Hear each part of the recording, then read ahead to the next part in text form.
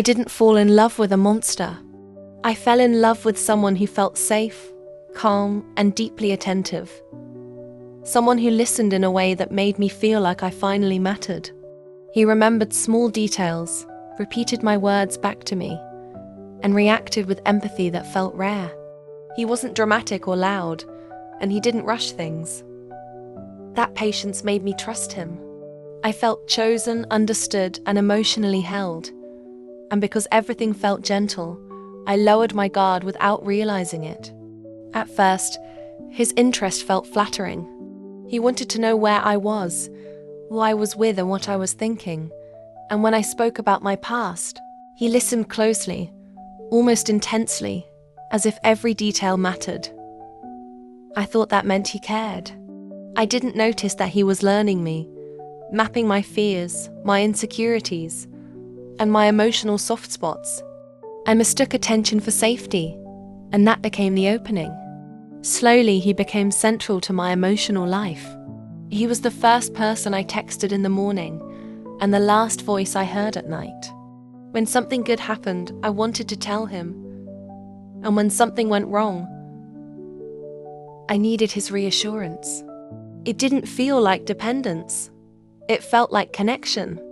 But without realizing it, I stopped turning outward and started turning inward toward him for validation, for clarity, and for permission. The first changes were so subtle they felt harmless. He would ask why I needed to spend so much time with certain friends, why I didn't stay in more, and why I shared things with others instead of just him. He never accused me. He framed everything as concern, saying he only wanted to protect what we had. Because it sounded reasonable, I explained myself, justified my choices, and reassured him, without noticing that I was slowly defending my independence as if it was something suspicious. Over time, his reactions began to guide my behavior. When I acted in ways he liked, he became warmer, more affectionate, and more present. When I did things he didn't approve of, he didn't yell or argue. He went quiet, distant, and cold. That silence was heavy, and it made me anxious. And without being asked, I started adjusting myself to avoid it. I changed how I spoke, what I shared, and how I behaved, not because he forced me, but because I wanted the warmth back and I wanted peace. When I expressed discomfort, he handled it carefully. He never outright denied my feelings, instead he reframed them, saying I was overthinking, that I misunderstood his intentions, and that I was too sensitive. He spoke calmly and confidently, as if he understood me better than I understood myself. And because he sounded reasonable, I doubted myself. I questioned my memory, my reactions, and my instincts. And slowly my inner voice became quieter while his became louder. The most confusing part was that nothing looked wrong from the outside. There were no raised voices, no insults, and no obvious abuse. Friends thought I was lucky. He appeared supportive, thoughtful, and kind, and because I couldn't point to anything concrete, I felt guilty for feeling trapped. I told myself I was ungrateful, dramatic, or imagining things, and I learned to silence my discomfort because I couldn't explain it. As time passed, my world grew smaller.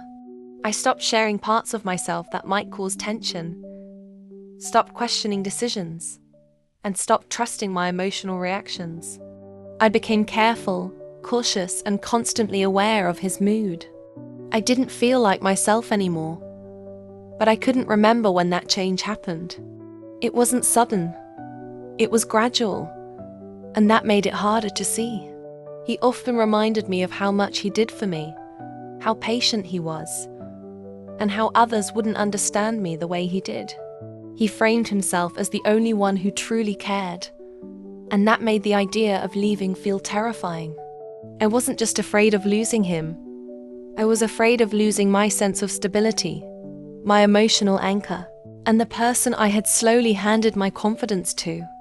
I began to feel tired all the time, not physically, but mentally, like I was always monitoring myself, choosing my words, and adjusting my tone. Love started to feel like work, not mutual effort. but emotional labor.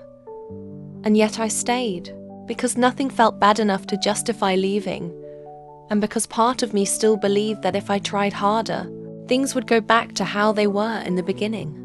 The moment everything became clear wasn't dramatic, it was quiet. I tried to say no to something small, something reasonable, and in that moment I felt the shift.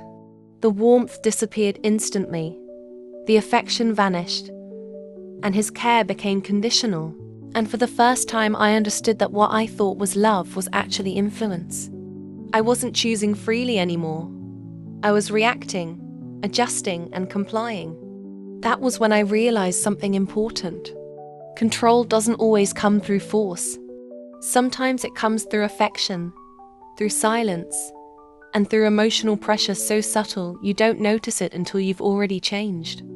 I didn't know how deep I was yet. I only knew that something was wrong. This is not the end of the story. Kindly subscribe and like our videos to see more, and in part 2, we will break down exactly what was happening psychologically, why it was so hard to leave, and how people reclaim their identity after emotional manipulation.